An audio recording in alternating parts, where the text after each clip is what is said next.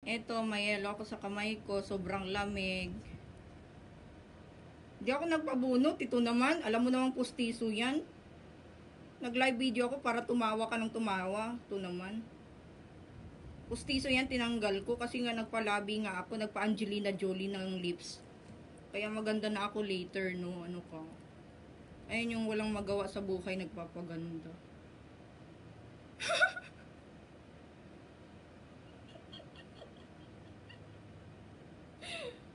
Mamamatay ka katatawa sa akin. Pakita mo kay Ma'am Sheila. Hirap, mamamatay ako sa sakit. Sobra, tiis ganda. Oh, tiis ganda pag nagpalabi, nagpa-heart shape. Sobrang sakit. Pag nagpa-heart shape na kayo ng labi, sabihin nyo sa akin, sobrang mura lang, may discount pa. Ano ba yan? Nagbabasa-basa na yung ano ko.